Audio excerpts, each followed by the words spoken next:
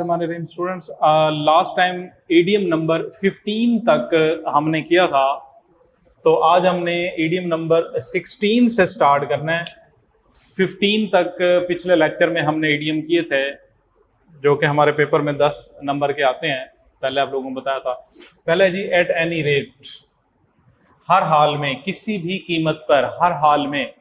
तो जैसे पहले मैंने आपको बेटे बताया था कि कोशिश करें आसान से आसान सेंटेंस बनाएं कि वो वर्ड जो है वो जुमले के अंदर इस तरीके से इस्तेमाल हो जाए कि उसका मतलब वाज़ेह हो जाए, क्लियर हो जाए।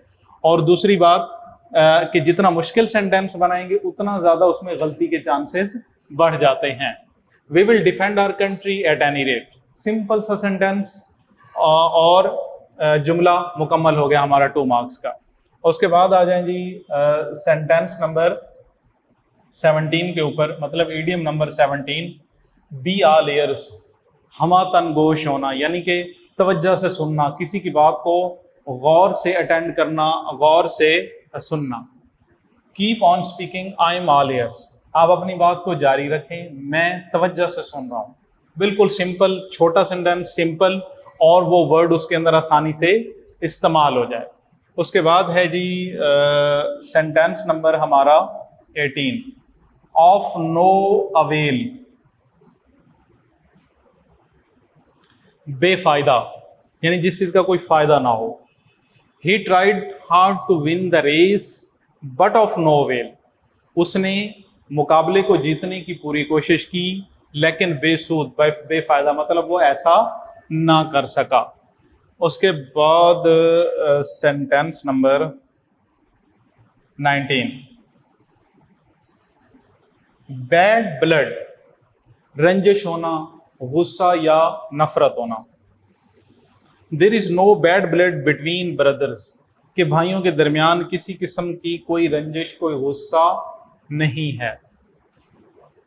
उसके बाद आ जाए बेटा बैड डेप्ट, ऐसा कर्ज जो अदा ना हो सके, ऐसा कर्ज जिसकी अदायगी मुमकिन ना हो, पे बैक ना किया जा सके। He will not pay you back, it is a bad डेप्ट। उसके बाद है जी sentence number idiom number 21, a bad egg, मतलब मुकम्मल तौर पे बेकार शख्स या बेफायदा शख्स भी कह सकते हैं, बेकार या बेफायदा, bad egg. I do not like Smith as he is a bad egg, कि मैं स्मिथ को इसलिए पसंद नहीं करता क्योंकि वो बेकार आदमी है, बेकार शख्स है। तो 21 के बाद आप आ जाएं बेटा ईडीएम नंबर 22 पर, बैग एंड बैगेज, साजो सामान समेत, सामान। He threw her out of the house bag and baggage, उसने उसे अपने साजो सामान समेत घर के बाहर फेंक दिया, घर के बाहर डाल दिया। उसके बाद ये ईडीएम नंबर 22 हो गया। ईडीएम नंबर 23 पे आ जाए, टू द बैक बोन, पूरी तरह से,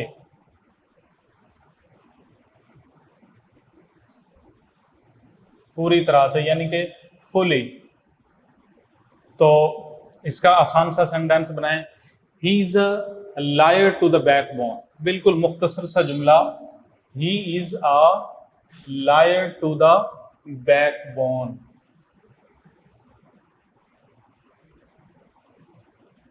अच्छा बेटे, उसके बाद है जी sentence number idiom number 24। Idiom number 24 के अंदर जो है, be born with a silver spoon, be born with a silver spoon, यानी मुंह में चांदी का चम्मच लेके पैदा होना। मतलब ये कि किसी अमीर घराने के अंदर पैदा होना, किसी अमीर फैमिली के अंदर पैदा होना, अमीर घराने में, किसी अमीर घराने के अंदर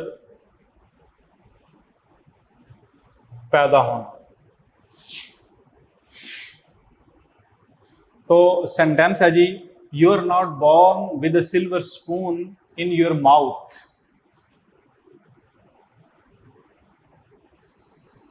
कि आप एक अमीर घराने के अंदर पैदा नहीं हुए हैं। यहां तक बात वैसे मुकम्मल हो सकती है, लेकिन अगर आप इस सेंटेंस को थोड़ा सा और बड़ा करना चाहें, बढ़ाना चाहें, मैंने इसको बिल्कुल शॉर्ट कर दिया है, तो आप इसको ऐसे भी कर सकते हैं,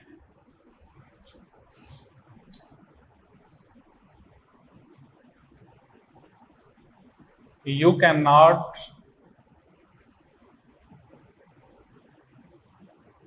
परचेज दिस हाउस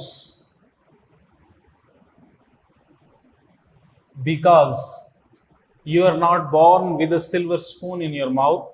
कि आप ये इतना महंगा घर नहीं खरीद सकते, ये जो एक महंगा घर है उसको आप बाय नहीं कर सकते क्योंकि आप एक अमीर घराने के अंदर पैदा नहीं हुए हैं। तो यहाँ कोई और भी ऐसे आसान सा सेंटेंस लगा के आप इसको मुकम्मल कर सकते हैं। B born with a silver spoon, मुंह में सोने का चम्मच लेके पैदा होना, चांदी का चम्मच लेके पैदा होना, या किसी अमीर कबीर घर के अंदर पैदा होना। मतलब ये कि अगर हम इसको आसान अल्फाज में देखना चाहें तो वो ये हम कह सकते हैं कि माली तौर पे अमीर होना, माली तौर पे बहुत ज़्यादा मुस्तहिकम होना, ऐसे कह सकते हैं, B born with silver spoon. उसके बाद है जी ये 24 था, तो idiom number 25, beside one self. Beside one self, बेकाबू हो जाना, बेकाबू हो जाना, बिसाइड वन सेल्फ। इसका सेंटेंस देख लेंगे, आसान सा बना लेते हैं। The teacher was beside one self, teacher बेकाबू हो गया विद एंगर, गुस्से से। टीचर जो है, उस्ताद जो है, वो गुस्से से बेकाबू हो गया। व्हेन अकरम टोल्ड अ लाई, जब अकरम ने गुस्सा झूठ बोला, लाई झूठ बोलना। लेकिन यहाँ पे थोड़ा सा देखेंगे कि सेंटेंस के दो हिस्से हैं, तो पहला सेंटेंस अगर पास्ट टेंस में है तो दूसरा हिस्सा भी पास्ट में होना चाहिए। अगर आप दो छोटे सेंटेंस को मिला के सेंटेंस बना रहे हैं और सेंटेंस का, उस लंबे सेंटेंस का अगर बेटे पहला हिस्सा आपने पास्ट में रखा है तो दूसरा भी हर सूरत पास्ट टेंस होना चाहिए। वहां पे दूसरे हिस्से में आप ना तो प्रेजेंट लगा सकते हैं ना ही फ्यूचर लगा सकते हैं। तो the teacher beside oneself, the teacher was beside oneself with anger when Akram told a lie. तो इडियम नंबर 25 हैज कंप्लीटेड। उसके बाद है जी idiom number 26, bear fruit. Bear fruit है बेटा किसी चीज का रिजल्ट आ जाना या फल लाना, फल लाना, बेयर फ्रूट, फल लाना। His efforts brought fruit and he pass the examination at last. उसकी कोशिशें, उसकी एफर्ट्स, मेहनत बिल आखिर फल लाई, बिल आखिर पूरी हुई, और and he pass examination at last, और आखिरकार उसने इम्तहान पास कर लिया। अभी मैंने आपको बताया था कि अगर इस किस्म का सेंटेंस आप बना रहे हैं, जैसा कि बच्चे अक्सर ईडियम के अंदर ये गलती कर जाते हैं कि पहला हिस्सा पास्ट में होता है तो दूसरा वो प्रेजेंट में, as he and he passes the examination, या ऐसे कर लेते हैं and he will pass the examination, तो वो दोनों सूरतों में गलत होगा। इस तरीके के अगर दो सेंटेंस मिले हुए हैं तो आप पहला हिस्सा अगर आपने पास्ट में रखा है, बेयर की सेकंड फॉर्म आपने लगा दी ब्रॉड।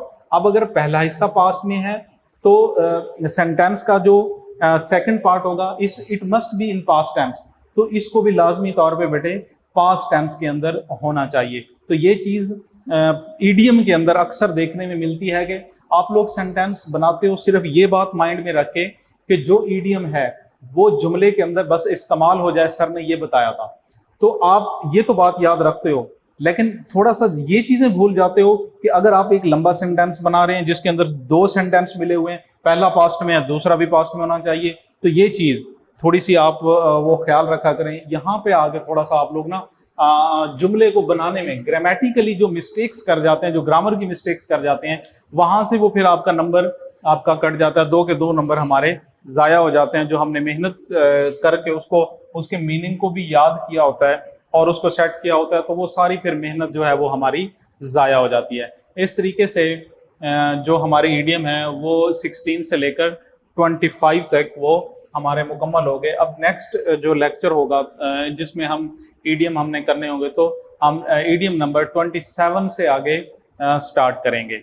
इंशाल्लाह कोशिश करेंगे कि हर लेक्चर में कम से कम हमारे 10 से 15 ईडियम जो है वो हमारे कवर होते रहें। 10 से 15 ईडियम तो लाजमी उसमें हमारे हर लेक्चर में कवर होने चाहिए। Thank you very much.